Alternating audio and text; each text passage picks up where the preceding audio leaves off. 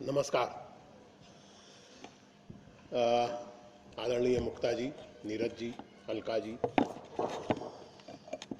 सभागार में उपस्थित मित्रों, मेरे लिए ये बहुत सौभाग्य का अवसर है कि मैं पुणे नगर में बुद्धिजीवियों की एक सभा को संबोधित कर रहा हूँ। मैं एक बार पहले भी पुणे आया था, लेकिन वो आना ना आना बराबर था, क्योंकि वो मैं आया था किसी दोस्त के यहाँ और हवाई अड्डे से उसके घर और उसके घर से वापस हवाई अड्डे। इसको किसी नगर में आना नहीं कहा जाता है। तो एक तरह से ये मेरी पहली पुणे यात्रा है और ये मेरा सौभाग्य है कि मैं इस प्रतिष्ठित व्याख्यान माला का एक व्याख्यान देने के लिए आप लोगों के सामने मौजूद हूँ। और जो व्याख्यान का विषय रखा गया है, और जैसा कि अभी नीरज ने बहुत विस्तार से अभी के सारे परिवेश को हम लोगों के सामने रखा, मैं उस पर संक्षेप में चर्चा करूंगा। मैं जानता हूं कि श्रोताओं के धैर्य की परीक्षा एक सीमा के बाद नहीं लेनी चाहिए, और इसलिए मैं बहुत संक्षेप में और पॉइंटेडली कुछ बातें कहने की कोशिश करूंगा।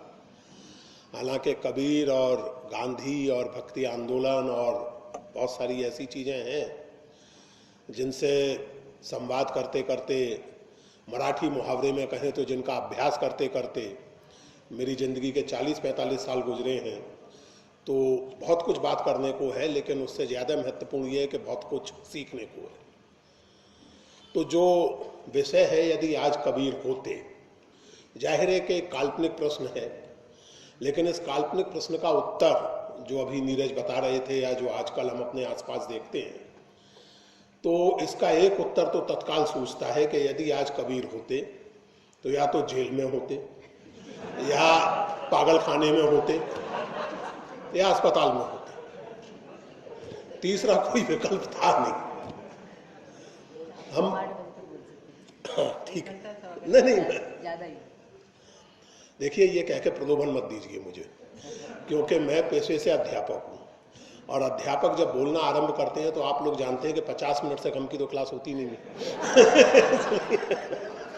इसलिए मैं कोशिश करूंगा बहुत सारी बातें, लेकिन हंसी मजाक अपनी जगह, लेकिन जैसा अभी कहा गया,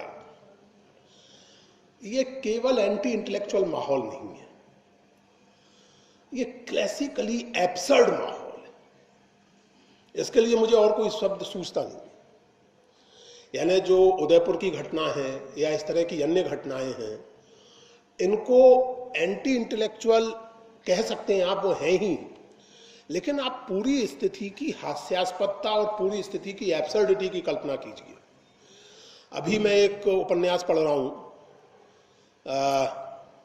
क्या नाम है वो, रूस से जाके अमेरिका में बस गए एक लेखक हैं, अभी नाम ध्यान नहीं आ रहा मुझे, गैरी, और उनका जो उपनाम है वो बड़ा अटपटा सा है, वो जुबान पे नहीं चढ़ता, लेकिन पहला नाम उनका गैरी है, आएगा तो बता दूंगा। उस उपन्यास का नाम है एब्सर्डिस्तान। मुझे कभी कभी लगता है कि जैसे हम धीरे धीरे अपने सारे समाज को, कम से कम भारत को और शायद सारी दुनिया को, हम लोग इस 21वीं सदी में जो एक व्यापक कल्चरल प्रोजेक्ट प्रतीत होता है, वो ये है कि सारी दुनिया को एक एब्सर्डिस्तान में बदल दिया जाए। एब्सर्ड स्थितियां, जिस घटना का जिक्र नीरज अभी कर रहे थे, उदयपुर की जो घटना, उसे एब्सर्ड के अलावा और कुछ नहीं कहा जा सकता।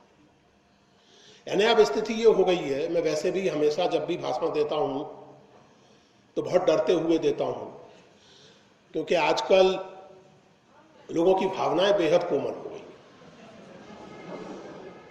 बुद्धि निर्बल हो गई है और भावनाएं कोमल हो गई हैं। कभी कभी मुझे ऐसा भी लगता है कि जैसे भावना जो है वो एक ऐसी बच्ची है जिसको उसके माँ बाप ने प्रोटीन ठीक से नहीं खिलाया है, और इसलिए उसकी इम्यूनिटी इतनी नीचे चली गई है कि किस बात से उसको चोट लग जाए इसका आता पता ही नहीं लगता। आहत भावनाओं का जो डिस्कोर्स हमारे समाज में फैलता चला जा रहा है और जिसे निरंतर फैलाया जा रहा है, और आपने कभी नहीं सुना होगा मित्रों कि किसी का विवेक आहत हुआ हो। जब भी आहत होती है भावना ही होती है, और भावना जब आहत हो जाती है तो आहत करने वाले व्यक्ति के हाथ पैर आहत करने पर आप आमादा हो जाते हैं और राजनीतिक पार्टियों का उनको समर्थन मिलता है। क्योंकि एक स्थिति ऐसी आ चुकी है हमारे देश में जबकि हमने नेता और प्रतिनिधि के बीच का अंतर मिटा दिया है। प्रतिनिधि उसे कहते हैं जो अपने समुदाय, अपने वर्ग, स्कूल में भी आप जानते हैं क्लास रिप्रेजेंटेटिव होते हैं, सत्ता तक या अधिकारी तक अपनी बात पहुंचाएं, प्रतिनिधि का काम वहां समाप्त हो जाता है। नेता वो नहीं होता। नेता केवल अपनी कॉन्स्टिट्यूएंसी की बात को आर्टिकुलेट नहीं करता, नेता अपनी ओर से भी कुछ कहता है। और आप सही कहें या गलत कहें, इस पर बहस हो सकती है, लेकिन गांधी जी सारे राष्ट्रीय ज्वार और राष्ट्रीय भावना की उपेक्षा करते हुए चौरी चौरा की घटना के कारण जब असहयोग आंदोलन स्थगित कर देते हैं तो वो सिद्ध कर रहे होते हैं कि वो नेता हैं। वो जनता के पीछे नहीं चलते। जनता के साथ एक संवाद होता है नेता का, जनता को सिखाता है नेता। और इस अर्थ में नेता होने के लिए जरूरी नहीं है कि आप किसी राजनीतिक पार्टी से जुड़े हों या किसी राजनीतिक प्रक्रिया से सीधे जुड़े हों। इसी अर्थ में कहा जाता है कि बुद्धिजीवी समाज के नेता होते हैं।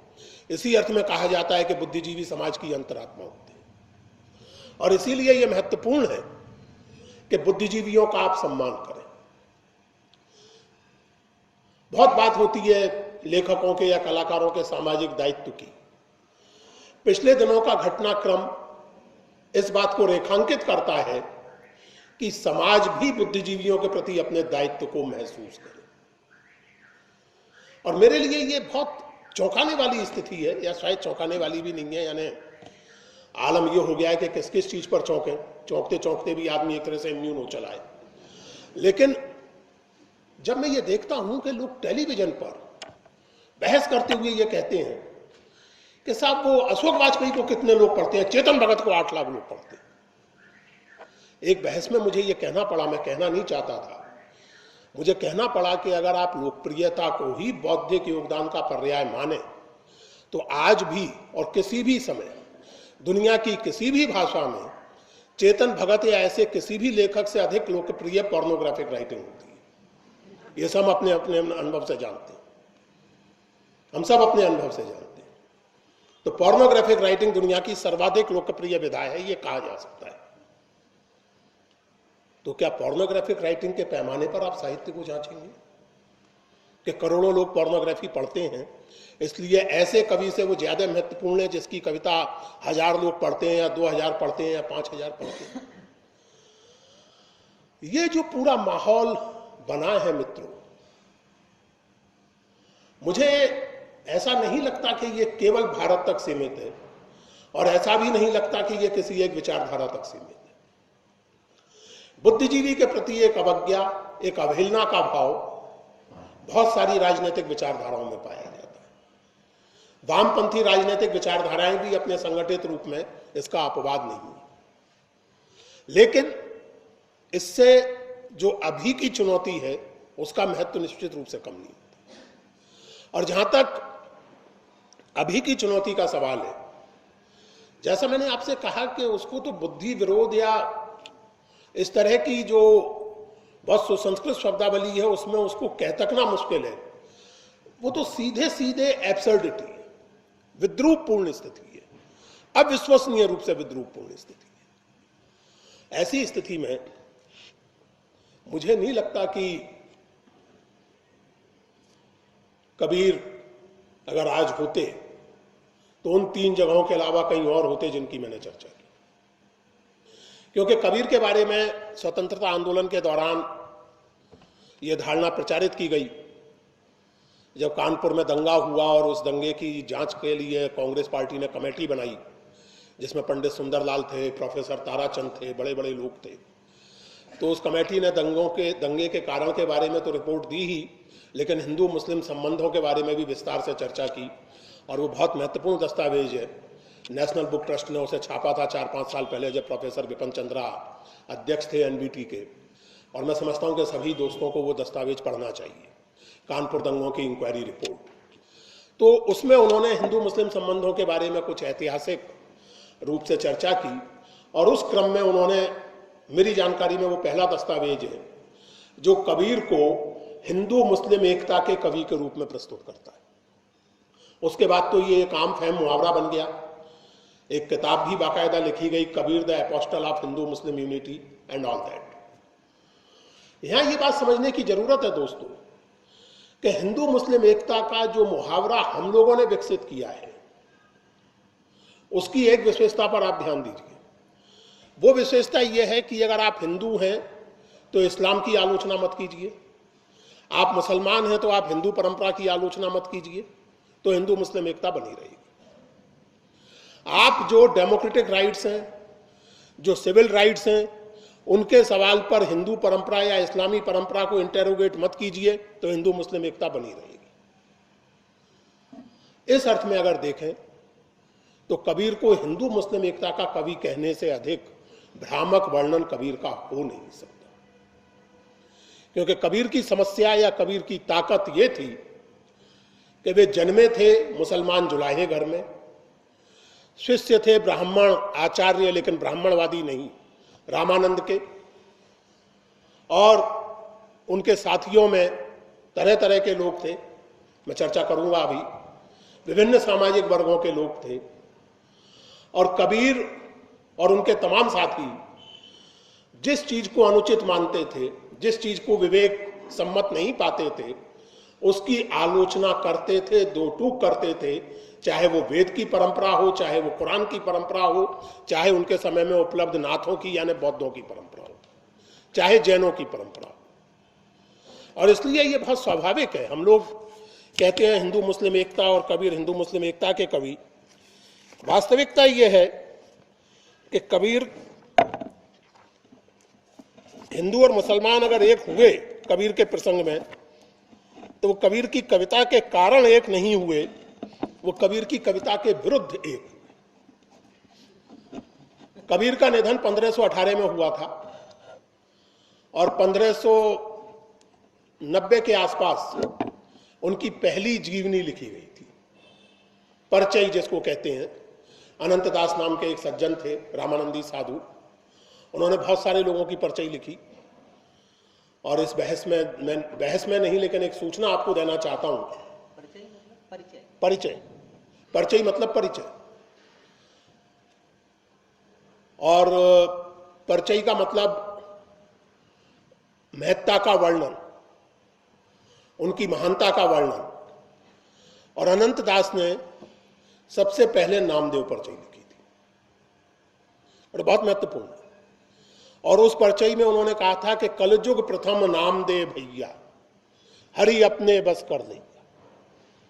ये ध्यान दीजिए, अनंतदास वैष्णव थे, उनके हिसाब से कलयुग आरंभ होता था जब श्री कृष्ण गोलोक चले गए, यानी महाभारत युद्ध के तुरंत बाद। महाभारत युद्ध उनके हिसाब से 4000 साल पहले हुआ होगा, 5000 साल पहले हुआ होगा। लेकिन जब वो भक्ति का वर्णन करते हैं, भक्तों का वर्णन करते हैं, तो 12वीं या 13वीं सदी के नामदेव को कलयुग का प्रथम भक्त कहते हैं। इस सेंस ऑफ हिस्ट्री पर ध्यान देने की जरूरत है। नीरज अभी मेरी किताब की चर्चा करते हुए कह रहे थे, और वैसे भी मैंने कबीर का अध्ययन करते हुए यह पाया कि हमने अपने मध्यकाल को, जैसे मैं मध्यकाल कहना पसंद ही नहीं करता, मैं उसे आरंभिक आधुनिक काल कहता हूं, हमने अपने आरंभिक आधुनिक काल को आज तक ठीक से समझा ही नहीं। हमने भारतीय भक्ति आंदोलन, जिसकी व्याप्ति मलयालम से लेकर के असमिया तक और कश्मीरी से लेकर उड़िया तक है, उसके महत्व को, उसके परस्पर संवाद को समझा ही नहीं। हमने नामदेव की तीर्थावली जैसी रचना के महत्व को समझा ही नहीं। हमने इन टेक्स्ट्स को सही तरह से पढ़ा ही नहीं। और उसका कारण यह है मित्रों कि भारतीय इतिहास को समझते समय हम लोगों ने लगातार देश भाषाओं की उपेक्षा की। मुझे अंग्रेजी शब्द बहुत पसंद नहीं है, लेकिन बहुत सारे नापसंद शब्दों की तरह प्रचलन में है तो मान लेते हैं। वर्नाक्युलर, हमने इंडियन वर्नाक्युलर्स की लगातार उपेक्षा की। और भारतीय इतिहास और संस्कृति को और वर्तमान भारतीय राजनीति को भी आप समझ नहीं सकते तब तक जब तक कि आप देश भाषाओं के साथ सम्मान और प्रेम के साथ संवाद न करें। आप लोगों ने देवानंद की फिल्म गाइड देखी होगी, मेरी उम्र के लोगों ने तो खैर पर्दे पर देखी है, नौजवानों ने टेलीविजन पर जरूर देखी होगी, बड़ी मशहूर फिल्म है देवानंद की। उसमें एक दृश्य है, ये जो राजू गाइड है ये जालसाजी के आरोप में जेल में है और जेल से छूट के आते हैं, किसी गांव में पहुंचते हैं तो वहां कोई साधु इनको भगवा रंग का कपड़ा ओढ़ा के चला जाता है। दूसरे दिन गांव वाले इनको साधु समझते हैं और इनकी सेवा पूजा करने लगते हैं, इनको कुछ खाने वाने को मिल जाता है, जिन थोड़े चैन से कटने लगते हैं।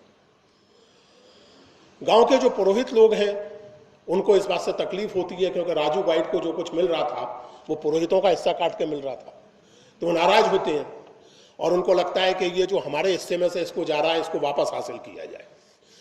तो एक दिन वो आते हैं और राजू गाइड अपने प्रशंसकों से, मित्रों से, अनुयायियों से घिरे बैठे हैं और ये दोनों पुरोहित जो हैं राजू गाइड के सामने संस्कृत बोलने लगते हैं। अब राजू गाइड को बेचारे को कहाँ संस्कृत आती है, तो वो चुप हो जाता है। तो पुरोहित लोग बहुत प्रसन्न होते हैं कि आज बस इसका हो गया कल्याण। बोलेंगे क्या, संस्कृत आती हो तब ना।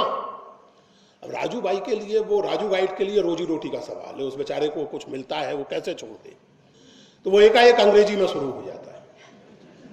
अब पुरोहित लोग हकबका जाते हैं क्योंकि उनको अंग्रेजी नहीं आती। तो राजू गाइड कहता है बोलेंगे क्या, अंग्रेजी आती हो तब ना। मित्रों, ये प्रसंग मैंने अपनी पुस्तक में उद्धृत किया है और मेरा ये निवेदन है पुस्तक में भी, पुस्तक के बाहर भी, कि हिंदुस्तान को अगर समझना है तो मेहरबानी करके उनको सुनिए जो ना अंग्रेजी बोलते हैं, ना संस्कृत बोलते हैं, ना फारसी बोलते हैं, जो मराठी बोलते हैं, जो बांग्ला बोलते हैं, जो हिंदी बोलते हैं, जो पंजाबी बोलते हैं। उनको अगर आप नहीं सुनेंगे तो भारतीय समाज और संस्कृति की आपकी समझ केवल अधूरी नहीं बल्कि विकृत बनेगी और आपको इन चीजों का मतलब समझ में नहीं आएगा। आजकल हमारे बहुत सारे पढ़े लिखे मित्र, मुझे बहुत रोचक लगा, इस किताब की जितनी निंदा मार्क्सवादी मित्रों ने की उतनी जनसंघियों ने नहीं की। ये मुझे बहुत रोचक लगा, ये कबीर वाली किताब जो है। अच्छा, उसका कारण मैं समझ सकता हूं क्योंकि मैंने चूंकि इस किताब में भारतीय व्यापार आदि की बहुत विस्तार से चर्चा की है और कॉलोनियल मॉडर्निटी के जो कुप्रभाव पड़े उनका बहुत विस्तार से जिक्र किया है, तो हमारे जो हिंदू राष्ट्रवादी मित्र हैं उनको ये बात अपने मतलब की लगी, उन्होंने उसको अपना लिया। ये अलग बात है कि इसमें उनके बारे में जो कुछ कहा गया है वो उस पर स्ट्रेटेजिक चुप्पी साध गए। वामपंथी मित्रों को तकलीफ ये हुई कि साहब ये पुस्तक लिख करके तो मैं ये साबित कर रहा हूं कि असल में भारत जो है वो अंग्रेजों के आने के पहले भी एक डायनामिक इकोनॉमी थी। अंग्रेजों के आने के पहले भी भारत में कैपिटलिज्म और इंडस्ट्रियलाइजेशन खोजने में मेरी कोई रुचि नहीं है, लेकिन अंग्रेजों के आने के पहले भारत में एक सोशल और इकोनॉमिक डायनेमिज्म था और कास्ट जो है वो उस तरह से नहीं चलती थी जैसे कि बाद में हमें समझा दी गई है। तो आजकल जो वामपंथी समझ भारतीय इतिहास की बनी हुई है उसके हिसाब से ये सब कुफ्र है, लेकिन वामपंथियों का विरोध इसलिए ठीक होता है कि वो विरोध बहस से होता है, तर्कों से होता है और अपने वामपंथी मित्रों को नाराज करते हुए मुझे ये खतरा नहीं महसूस होता कि उनकी भावनाएं आहत होंगी और मेरा शरीर आहत हो जाएगा। ये बहुत बड़ा फर्क है, ये बड़ा बुनियादी फर्क है। अपने सारे वामपंथी मित्रों से मैं खूब अच्छी बहसें कर सकता हूं। एनीवे, तो जो बात मैं कह रहा था, हमने चूंकि अपने इतिहास को उसकी स्वायत्तता की परवाह किए बिना पढ़ा है, हम अतीत की स्वायत्तता की परवाह नहीं करते, हम उसका सम्मान नहीं करते। हम अतीत को वर्तमान राजनीति के अखाड़े में घुमाए जाने वाले एक मुकद्दर की तरह इस्तेमाल करते हैं। इसलिए हम अतीत के बारे में आमतौर से यह रवैया अपनाते हैं कि मीठा मीठा हप और कड़वा कड़वा थू। हम सब कबीर के प्रशंसक हैं, हम सब कबीर के गुण गाते हैं और इसलिए कबीर स्त्रियों के बारे में जो कुछ कहते थे उसके बारे में चुप्पी साधने में ही हमें भलाई नजर आती है। ये नहीं चलेगा। अतीत के अतीत होने का सम्मान करना हमें सीखना पड़ेगा। सांप्रदायिकता हमारी समस्या है, कबीर की समस्या नहीं है। यानी ये नहीं चलेगा कि कचरा आप फैलाएं और झाड़ू कबीर चलाएं। वो आपकी मदद कर सकते हैं, उनसे आप संवाद करें तो, लेकिन अतीत को अतीत की तरह देखना होगा। और इसलिए मित्रों, जो बात मैं कह रहा था, कहा जाता है कि कबीर हिंदू मुस्लिम एकता के कवि थे, नहीं थे। कबीर हर तरह की धार्मिक परंपरा की निर्भीक और निर्मम आलोचना के कवि थे, और इसलिए लोग उनके अगर प्रशंसक बने तो इस आलोचना के बावजूद बने, उनका विरोध किया तो इस आलोचना के कारण किया, इस आलोचना के बावजूद किया। अनंत दास जो कबीर के निधन के लगभग 70 साल बाद परचई लिख रहे हैं कबीर की, वो उस घटना का वर्णन करते हैं जिसमें सिकंदर लोदी के सामने कबीर की पेशी होती है।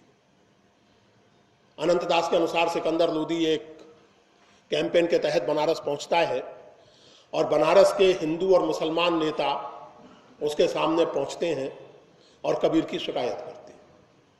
हिंदू और मुसलमान दोनों के प्रतिनिधि, आजकल की शब्दावली में कहा जाए तो दोनों के जनप्रतिनिधि, दोनों की आहत भावनाओं की चिंता करने वाले चिकित्सक, वो दोनों जो हैं कबीर की शिकायत करने के लिए पहुंचते हैं अनंत दास के शब्दों में, और मैं वो हिस्सा पढ़ना चाहता हूं।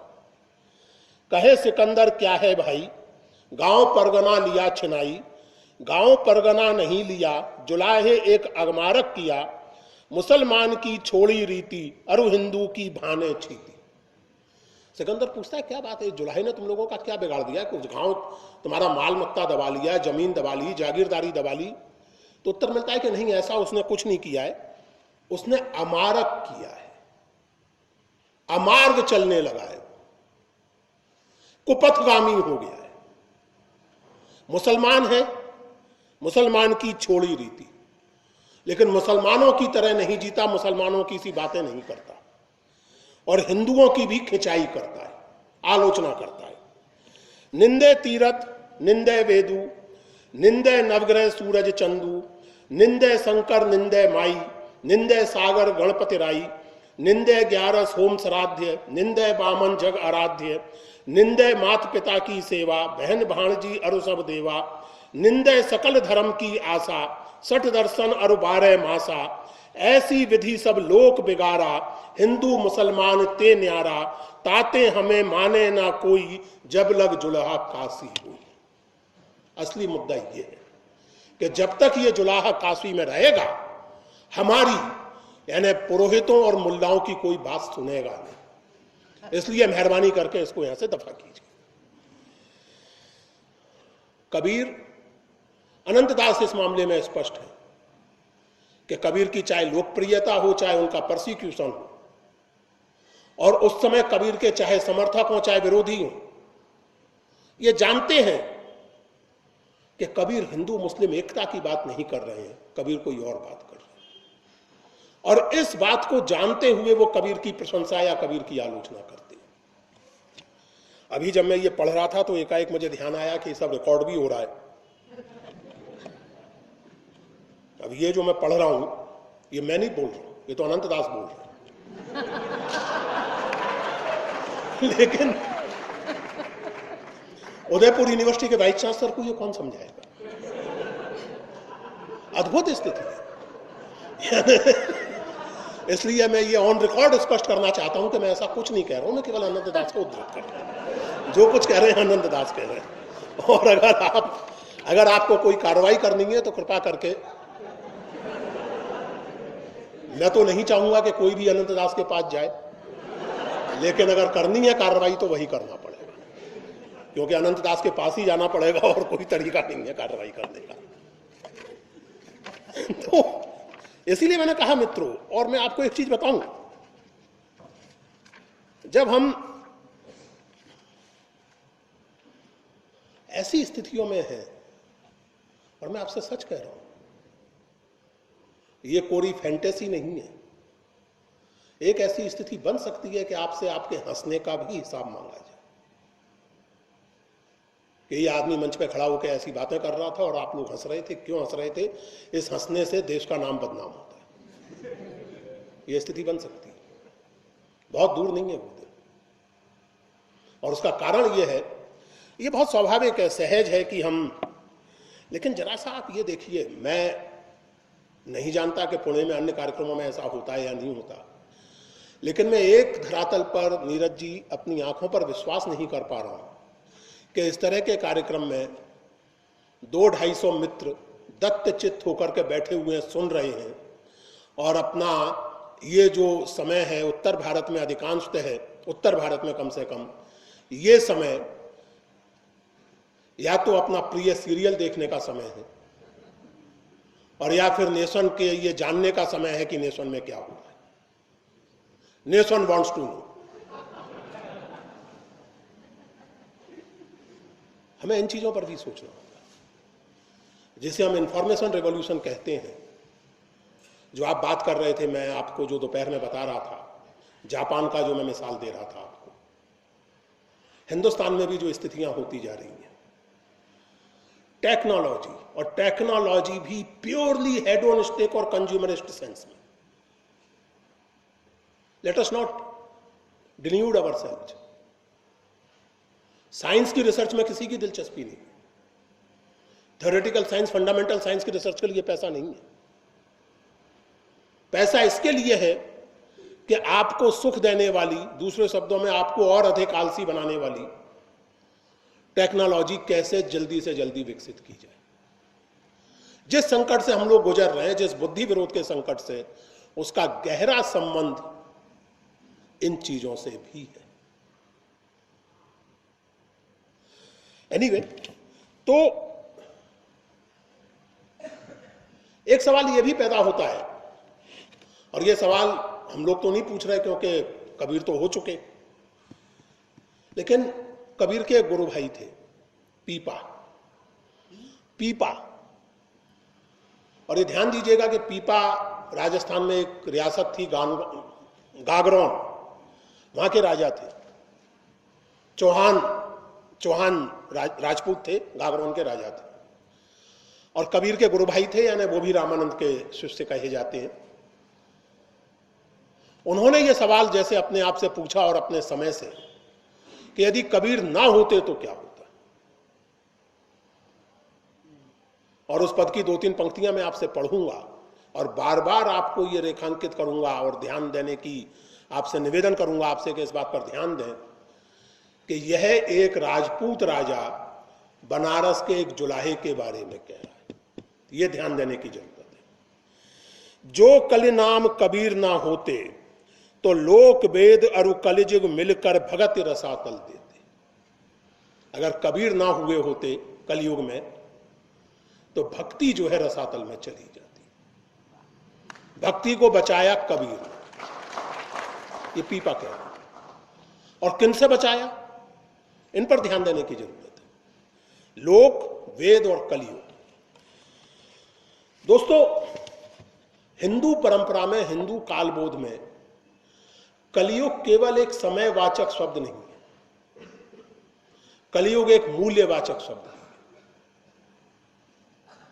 खास करके नौजवानों से मैं अपील करूंगा और हम सब मित्रों से, जैसे मैंने आपसे कहा कि वर्नाकुलर के प्रसंग में एक समस्या हम लोगों की यह भी है कि जितनी ज़्यादा अंग्रेजी हम पढ़ते जाते हैं, कुछ ऐसा है हमारे सिस्टम में कि हम अपनी भाषा, अपने मुहावरे और उसकी जो संवेदना है उससे उतनी कटते चले जाते हैं। मिसाल के तौर पर हमें यह याद नहीं रहता कि अगर किसी व्यक्ति की निंदा करनी हो और किसी व्यक्ति को बहुत वो अपराधी वृत्ति का, पाप वृत्ति का, बुरा व्यक्ति हो, तो मेरी माँ कहा करती थी कि पूरा कलयुगी आदमी। सभी कलयुग में थे, मेरी माँ भी कलयुग में ही थी, मैं भी कलयुग में ही था, लेकिन वो कलयुगी आदमी था। जो अनैतिक व्यक्ति है, जो मर्यादाओं का पालन नहीं करता, जो आक्रामक है, वो कलयुगी है। पीपा यहां कलयुग शब्द का प्रयोग इसी अर्थ में कर रहे। और साथ में कौन होता कलयुग के? जो नैतिक विघटन है वो भक्ति को रसातल में ले जाता। और साथ में कौन होता? लोक, पॉपुलर प्रैक्टिसेस, लोक में व्याप्त मान्यताएं, और वेद। और यहां वेद का अर्थ कोई एक किताब नहीं है, बल्कि जो पूरी की पूरी आपकी अवेलेबल डोमिनेंट नॉलेज ट्रेडिशन है, अवेलेबल एपिस्टेमोलॉजिकल ट्रेडिशन है, उन सबका जो मिलजुल करके प्रभाव पड़ता, उसके कारण भक्ति रसातल में चली जाती अगर कबीर ना होते तो। और ये बात पीपा कह रहे हैं। और ये ध्यान दीजिए कि पीपा ने ऐसी कृतज्ञता, ऐसी महिमा अपने गुरु रामानंद की भी नहीं गाई। ऐसी महिमा उन्होंने अपने आराध्य राम की भी नहीं गाई। और पीपा राजा थे, कबीर जुलाहे थे। ये पद बहुत लंबा पद है, मैं पूरा नहीं पढ़ना चाहता, लेकिन इसकी आखिरी 3 पंक्तियां, दया होई जो कृपानाथ की तो नाम कबीरा गावे, भगति प्रताप राखवे कारण जन आप पठाया, नाम कबीर साच प्रकाशा तहां पीपे कुछ पाया। भगवान ने बड़ी कृपा करके अपनी ओर से कबीर को भेजा और कबीर के ज्ञान की रोशनी में इस पीपा ने भी कुछ पा लिया। और हमें यह बताया जाता है मॉडर्न स्कॉलरशिप में कि कबीर हाशिए की आवाज थे, कबीर की उपेक्षा की गई थी। हाँ, अंग्रेजी पढ़े लिखों ने की कबीर की उपेक्षा। जो अंग्रेजी नहीं जानते थे उन्होंने तब भी नहीं की और आज भी नहीं करते। अंग्रेजी पढ़े लिखों के जगत में सचमुच कबीर हाशिए की आवाज है। यूनिवर्सिटी सिस्टम में कबीर को कब पढ़ाया जाए, कहां पढ़ाया जाए, इस पर बहसें हुई हैं। लेकिन जो लोग कबीर को पीपा के जरिए या अनंत दास के जरिए या पूरन साहब के जरिए, उनके लिए कबीर हाशिए की आवाज नहीं थी। और मित्रों, इस बात पर भी ध्यान देने की जरूरत है। वो किंवदंती आप सब लोगों ने सुनी होगी कबीर के निधन के बारे में। वो किंवदंती एक तरफ कबीर की अपनी विफलता की भी सूचना देती है और दूसरी तरफ हाशिए की आवाज होने की मान्यता का खंडन भी करती है। कबीर का निधन हुआ और उसके बाद बिजली खां के नेतृत्व में मुसलमान कहने लगे कि हम दफनाएंगे। वीर सिंह बघेल के नेतृत्व में हिंदू कहने लगे कि हम अंतिम संस्कार, दाह संस्कार करेंगे। तो जीवन भर कबीर जो सिखाते रहे वो सब व्यर्थ हो गया और उनके चेले ऐन उसी बात पर लड़ने लगे जिसके विरुद्ध कबीर खड़े हुए थे। इससे अधिक रोचक विडंबना शायद नहीं हो सकती।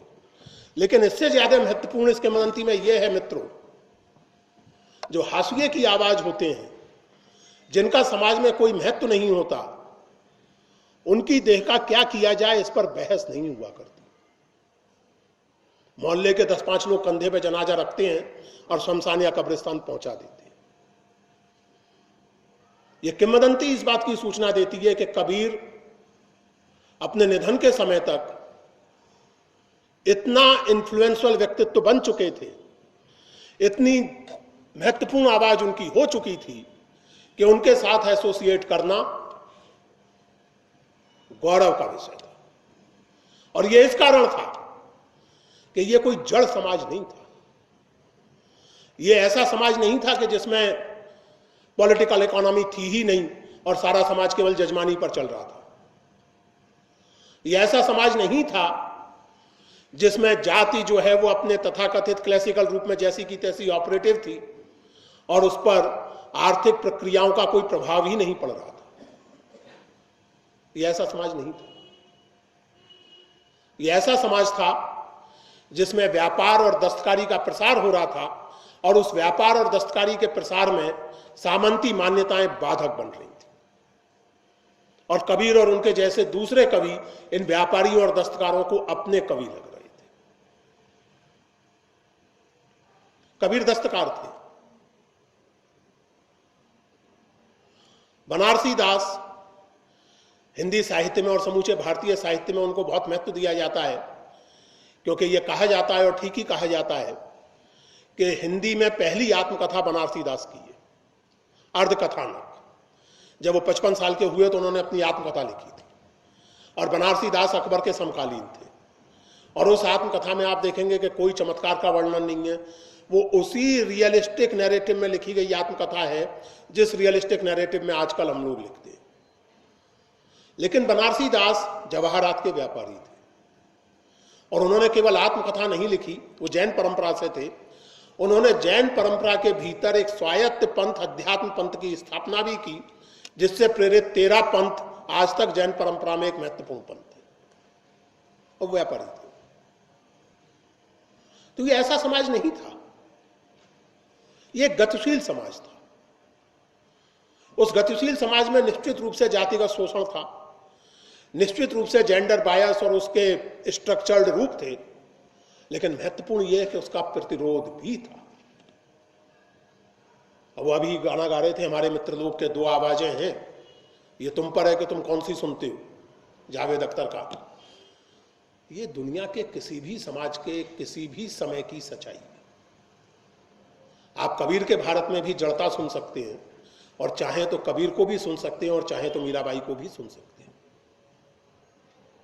आप कबीर के समय के भारत में असम में शंकर देव को सुन सकते हैं, आंध्र में वेमन्ना को सुन सकते हैं, और इनके विरोधियों को भी सुन सकते हैं, जो इनको हाथी के पांव के नीचे कुचलने की सिफारिश कर रहे थे, नदी में फेंक रहे थे, या जो भी कर रहे थे। तो ये एक ऐसा समाज था जो अपने आप से बहस करता हुआ समाज था। और मित्रों, हम इस बात पर ध्यान दें, कबीर के प्रसंग में किंवदंती है कि जो मैंने अभी आपको सामने पढ़ा, वो अनंतदास वाला सिकंदर वाला मामला, तो कहा जाता है कि सिकंदर ने उन पर हाथी छोड़ा, और फिर वो हाथी जो है उनको प्रणाम करके वापस चला गया। नदी में फेंका गया तो वो तैरने लगे, उनको जिंदा जलाने की कोशिश की गई, उनका कुछ नहीं बिगड़ा। तो ये सारे चमत्कार देख करके सिकंदर एकदम प्रभावित हो गया, और उसने कबीर को प्रणाम किया और कहा कि तुम ही सच्चे हो, ये तुम्हारे जो विरोधी हैं ये सब बकवास करते हैं, वगैरह वगैरह। इस तरह से हम कह सकते हैं कि कबीर का परसिक्यूशन हुआ। लेकिन ये परसिक्यूशन जिस समाज में हुआ, उसी समाज में कबीर देवता की तरह पूजे भी। उसी समाज में कबीर के निधन के बाद उनके दाह संस्कार को लेकर झगड़े हुए, और परसिक्यूशन की इस एक पर्टिकुलर घटना के अलावा कम से कम उस समय के दस्तावेजों में किसी और परसिक्यूशन का उल्लेख नहीं मिलता। और कबीर कितने प्रभावी थे इसका एक प्रमाण यह भी है कि आईने अकबरी लिखते हुए अबुल फजल, जो बेसिकली कोर्ट क्रॉनिकलर है, और इंपीरियल कोर्ट के बारे में और इंपीरियल पर्सोना यानी अकबर के बारे में लिख रहा है, वो भी उल्लेख करता है कबीर का, और कबीर को मुवाहिद कहता है। मुवाहिद इस्लामी ट्रेडिशन में एक शब्द है जिसका अर्थ ये होता है कि वो व्यक्ति एकेश्वरवाद को तो मानता है, लेकिन फिर भी पूरा मुसलमान नहीं है, क्योंकि कुरान और पैगंबर को उस तरह से नहीं मानता। मुसलमान होने के लिए केवल मुवाहिद या एकेश्वरवादी होना पर्याप्त नहीं है। मुसलमान होने के लिए पैगंबर को मानना और कुरान को दिव्य ग्रंथ मानना जरूरी है। अबुल फजल कॉन्शस है इस बात के प्रति, वो जानता है कि कबीर मुस्लिम घर में पैदा हुए हैं, लेकिन अपनी मान्यताओं और अकीदे में मुवाहिद उन्हें कहा जा सकता है, मुसलमान कहना बहुत प्रॉब्लमेटिक हो सकता है कबीर को। एनीवे मित्रों, तो जो बात मैं कह रहा था कि हम आज बहुत तरक्की कर चुके हैं। भारतीय संविधान की उद्देशिका यहां दिखाई हुई है, वहां भी बहुत प्रगति हम कर गए, बहुत डायनेमिक सोसाइटी हम हैं। हर तरह की चीजों के खिलाफ कानूनों की भरमार है हमारे मुल्क में। सच में कई बार तो मुझे समझ में नहीं आता, कई बार मुझे डर लगता है कि पता नहीं कब कौन सा कानून में तोड़ बैठूं। इस कदर कानून है, उन पर अमल कितना होता है। मैं स्मोकर हूं, और जहां तक मेरी जानकारी है कम से कम मेरे नगर में पब्लिक प्लेसेस में स्मोकिंग गैर कानूनी है, और पिछले 20 साल से आज तक तो मेरा चालान कभी हुआ नहीं, और उम्मीद है कि बाकी बचे जीवन में भी नहीं होगा। तो कानून है, हर तरह के कानून है, पब्लिक ओपिनियन है, पब्लिक स्फीयर है, मीडिया है। और ये शब्द सहिष्णुता मुझे पसंद नहीं है, और इसके बारे में मैं अभी बात करूंगा। लेकिन विचार का या बहस का या विवाद का वो सम्मान दिनों दिन क्यों घटता जा रहा है, जिसके बिना ना कबीर होते और ना कबीर की परंपरा होती। ये ध्यान देने की बात है मित्रों, प्लीज इस बात को समझिए। आप लोगों में से कुछ लोग शायद जानते हो, सूरदास जिस पंथ के थे, पुष्टि मार्गी वल्लभाचारी पंथ, गुजरात में बहुत प्रभाव है उन लोगों का। तो आप में से जिन लोगों का गुजरात से संबंध है आप जानते होंगे, वो बहुत ही कर्मकांडी पंथ है। मूर्ति पूजा और गुरु की पूजा और आचार्यों का बेहद सम्मान और सारे कर्मकांड और सब रिचुअल उसमें होते हैं। मैं जब अपनी रिसर्च कर रहा था तो वृंदावन रिसर्च इंस्टीट्यूट में मैंने एक पांडुलिपि देखी 18वीं सदी की। वो किसी पुष्टि मार्गी मंदिर से प्राप्त पांडुलिपि है, और उसमें भजन संकलित है, उस पांडुलिपि में कबीर मौजूद है और बिना सेंसर किए मौजूद है।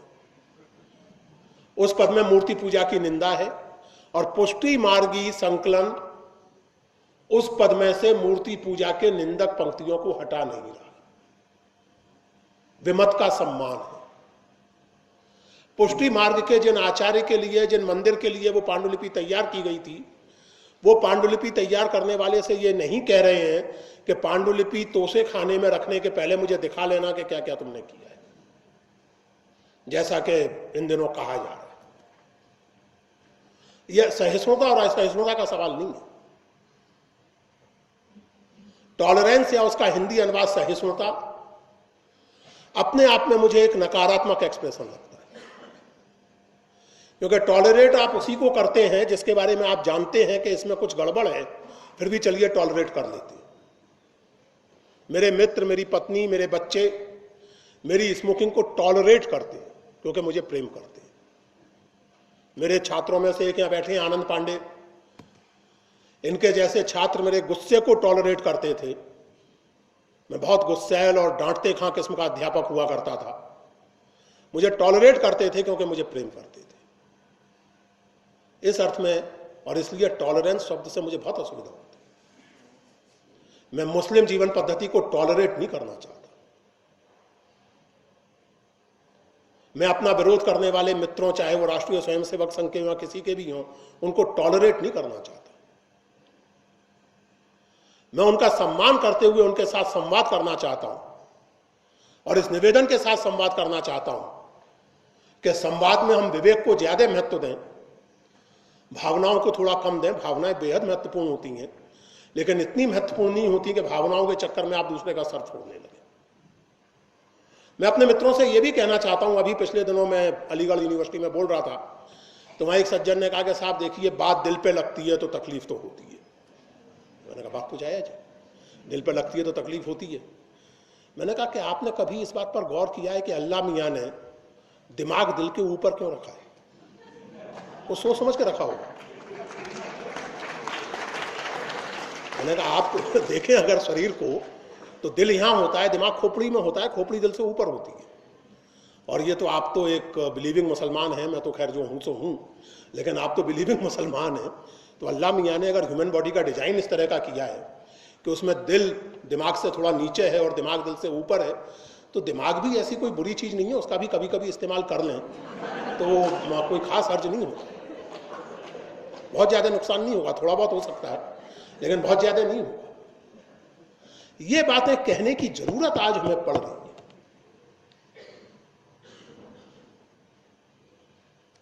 हरिशंकर परसाई, आप लोगों ने नाम जरूर सुना होगा, मराठी में भी उनकी रचनाएं सुलभ हैं। जो अभी प्रोफेसर साहब की दशा आप बता रहे थे और वो प्रधानमंत्री को उन्होंने चिट्ठी लिखी, आप जो बता रहे थे, परसाई जी की एक कहानी है इंस्पेक्टर माता दीन चांद पर। उसमें माता दीन नाम के एक पुलिस के इंस्पेक्टर हैं हिंदुस्तान के, वो चांद पर पहुंच जाते हैं और वहाँ जो हिंदुस्तानी पुलिस जिस तरह काम करती है वो पद्धति वो वहाँ अपनाते हैं। वो कहानी बहुत ही दारुण कहानी है, लेकिन मैं उसका एक हिस्सा सामने रख रहा हूँ। एक कत्ल हो जाता है और जिस आदमी के घर के सामने कत्ल होता है वो पुलिस में रिपोर्ट करता है। तो अब इंस्पेक्टर साहब उस आदमी से बहस कर रहे हैं, तुम कत्ल की जगह क्यों गए? बोले साहब मैं कत्ल की जगह नहीं गया, वो मेरे घर के सामने हुआ था। नहीं, लेकिन तुम्हारा घर क्यों है वहां? तो कहता है अब इसमें मैं क्या करूं, मैं तो कत्ल हुआ, मैं घर के बाहर निकला, मैंने उस आदमी को चिल्लाते सुना, तो घर से बाहर क्यों निकले? जहां कत्ल हुआ वहां जाना ही क्यों? और हवलदार से कहते हैं सबसे पहले इसको बंद करो। यानी आप एक बात कहने के लिए कोई उदाहरण दे रहे हैं, आप उदाहरण नहीं दे सकते।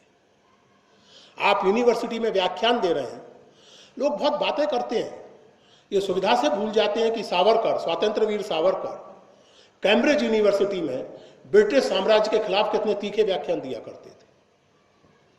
आजकल हमारे नेताओं को श्यामजी कृष्ण वर्मा पर बड़ी श्रद्धा उमड़ती है। श्यामजी कृष्ण वर्मा कैम्ब्रिज और ऑक्सफोर्ड यूनिवर्सिटीज में ब्रिटिश साम्राज्यवाद के खिलाफ कितने तीखे व्याख्यान दिया करते थे। और जब एक दो बार कहा गया कि इनके खिलाफ कार्रवाई होनी चाहिए, तो यूनिवर्सिटीज के वाइस चांसलर्स ने कहा था, ये रिकॉर्डेड है, कि university is area of dissent. यहां ब्रिटिश राज की बुराई करने के कारण, उसकी आलोचना करने के कारण किसी पे कार्रवाई नहीं हो सकती। और आज हालत हमने उस यूनिवर्सिटी सिस्टम को जिसकी नकल करते हैं और जिससे बहुत कुछ सीखने का दावा करते हैं, उसको हमने आज यहां पहुंचा दिया है कि एक यूनिवर्सिटी में बात करता हुआ प्रोफेसर अपने आप को सुरक्षित नहीं महसूस करता। उसका कारण है मित्रों, क्योंकि जो लोग यूनिवर्सिटीज को चला रहे हैं उन्हें यह समझ ही नहीं आता कि इन बुद्धिजीवियों को इतिहास, संस्कृति और साहित्य की बात करने की जरूरत क्या है। भाई साहित्य चेतन भगत जैसा लिखिए, कोई झंझट ही नहीं, सब खुश।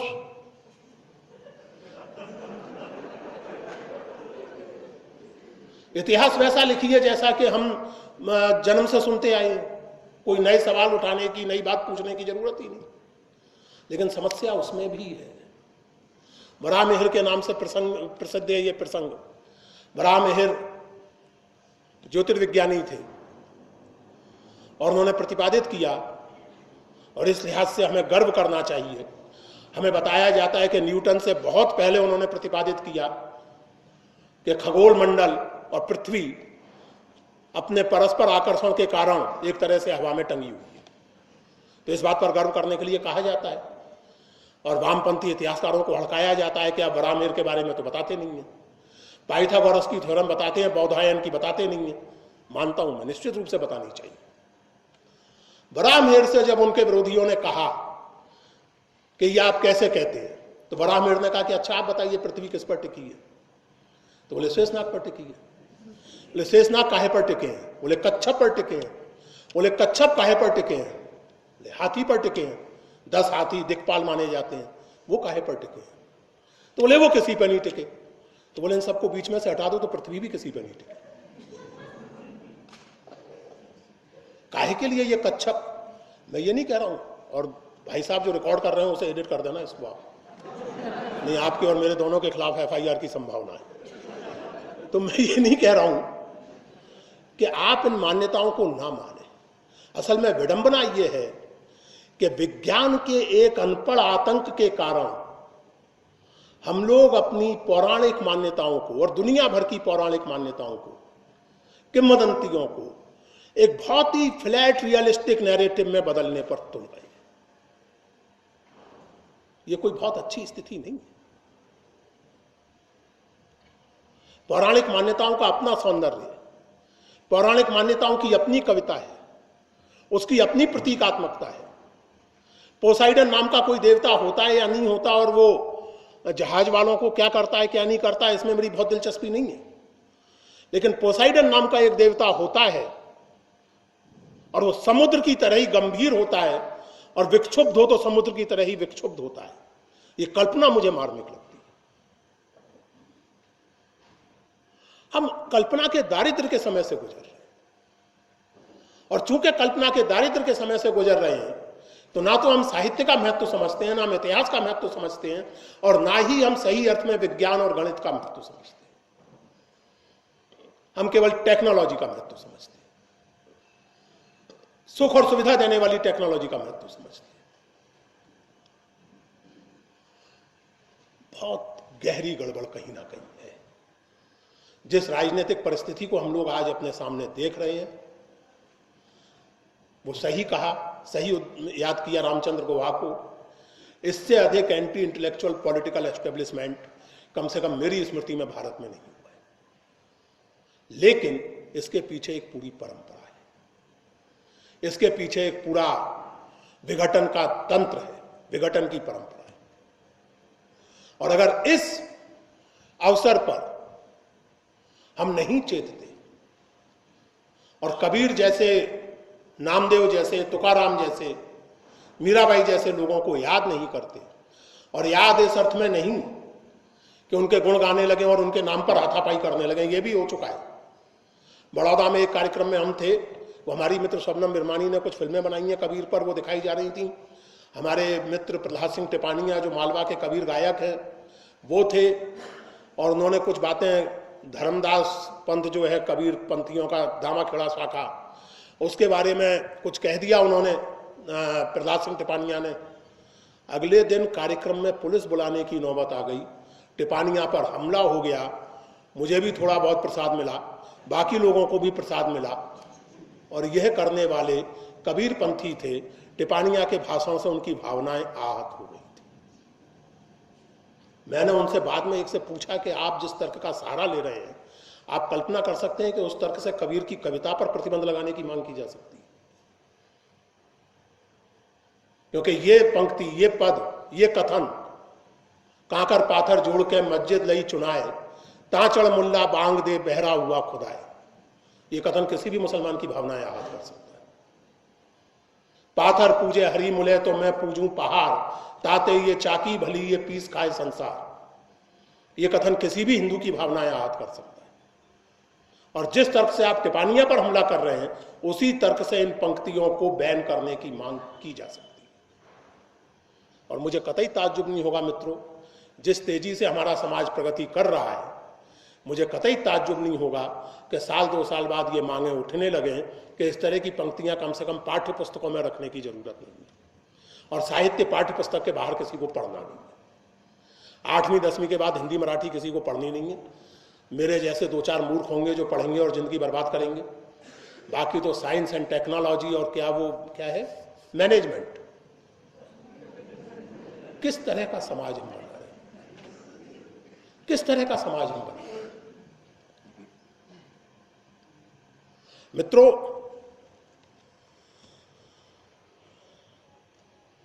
आज से 10 साल पहले एक लेख मैंने जनसत्ता पत्र में लिखा था, और उस समय जो घटनाएं हो रही थी, पुणे में घटना हुई थी और जगह भी हुई थी, तो उनसे चिढ़ करके मैंने लिखा था, बड़े चिढ़ करके वो लेख मैंने लिखा था कि लोगों की भावनाएं बहुत आहत होती रहती हैं और बेचारों को खाम खामे ऊधम मचाना पड़ता है, हंगामा करना पड़ता है। तो इसको थोड़ा सा सिस्टमेटाइज कर देना चाहिए और एक आहत भावनाओं का राष्ट्रीय आयोग बना देना चाहिए। जिसकी भी भावना आहत हो, वहां जाके शिकायत करे और फिर राष्ट्रीय आयोग उसको देख लेगा, निपट लेगा। पिछले 10 साल में जिस तरह की स्थितियां चली हैं, स्थिति ये हो गई है कि मुझे लगता है कि कभी भी मेरी पेशी आहत भावनाओं के राष्ट्रीय आयोग में हो सकती है, कभी भी हो सकती है। अभी जो परिचय देते समय उन्होंने वो किताबों के नाम लिए, अभी 10 दिन पहले मेरा उपन्यास प्रकाशित हुआ है, नाको हस। मैं जीवन भर आलोचना लिखता रहा, और जैसा कि आप जानते हैं कि शुरुआत तो कविता से ही की थी, क्योंकि अगर 16-17 साल की उम्र में आप कविता नहीं लिखते तो आप आदमी नहीं है, ठूंठ है। ये बहुत स्पष्ट बात है। और जैसा कि टी.एस. एलियट ने कहा है कि अगर 25 साल की उम्र के बाद भी आप कवि बने रहना चाहते हैं तो दैट्स अ सीरियस मैटर। फिर वो पड़ोस वाली लड़की को देख के लिखी गई कविता भर से काम नहीं चलेगा, फिर थोड़ा मामला आगे बढ़ जाता है। तो मैं कविताएं लिखता था अच्छी भली, लेकिन कुछ आलोचना वगैरह लिखी, कुछ भाषण वगैरह दिए, तो लोगों को लगा कि ये भाषण बहुत अच्छा देता है, आलोचना बहुत अच्छी लिखता है। तो मेरी कविता लोग छापते नहीं थे, आलोचना छापने लगे। कवि सम्मेलनों में मुझे बुलाते नहीं थे, भाषण देने के लिए बुलाने लगे। मैंने बहुत देर में रियलाइज किया कि लगभग हिंदी जगत ने लगभग एक षड्यंत्र करके मुझे मार मार के आलोचक बना दिया। तो 2-3 साल पहले मैंने षड्यंत्र के विरुद्ध विद्रोह करने का निश्चय किया, और मैं पिछले 2-3 साल से फिक्शन लिखने की कोशिश कर रहा हूं, कहानियां और ये सब। और ये उपन्यास अभी मेरा आया। उपन्यास का शीर्षक है नाको हस। किसी शब्दकोश में आपको नहीं मिलेगा ये हिंदी के या अंग्रेजी के, क्योंकि एक एक्रोनिम है, National Commission of Hurt Sentiments, NACOHUS. उस उपन्यास में एक स्थापना नाको हस का प्रवक्ता करता है। उस स्थापना के साथ मैं अपनी बात समाप्त करूंगा मित्रों, और वही क्या फिर हमारे और आपके ऊपर है कि हम क्या करते हैं। उस उपन्यास में जो नाको हस का प्रवक्ता है, 3 बुद्धिजीवी पेश किए गए हैं उसके सामने, क्योंकि बाकी लोग तो समझ गए ये कुछ बुद्धिजीवी किस्म के लोग हैं जो ऊटपटांग हरकतें करते रहते हैं, और इसलिए इनको दुरुस्त करने के लिए उनको पेश किया गया है प्रवक्ता के सामने। और वो दुरुस्त करता भी है उनको, जैसे किया जाना चाहिए। थोड़े बहुत दस्तखत सबके शरीर पर होते हैं। तो वो कहता है कि देखो ऐसा है, तुम पढ़े लिखे लोग, और हम लोग होमोसेपियन है, ऐसा माना जाता है। लेकिन मेटाफरिकली जैसा कि अपन जानते हैं, जीवन में अर्थतंत्र की केंद्रीयता के कारण होमो इकोनॉमिकस भी कहा जाता है, मनुष्य को होमो इकोनॉमिकस भी कहा जाता है, क्योंकि आर्थिक गतिविधि केंद्र में, और सही है। तो इसी तरह अब हम होमो इकोनॉमिकस से अगली स्टेज में पहुंच चुके हैं, और वो अगली स्टेज है होमो इन्फोमेटिकस। हम अब इंफोटेनमेंट से डिफाइन होने वाली प्रजाति है, और इसलिए होमो इन्फोमेटिकस को करना सिर्फ ये है कि वो कंक्रीट के जंगल में निवास करे, सूचना के वन का विकास करे और मनोरंजन के उपवन में विहार करे। इससे इधर उधर जो जाएगा उसे नाको हंस देख लेगा। कबीर अगर आज होते तो नाको हंस की पेशी से कतई न बच पाते। धन्यवाद मित्रों।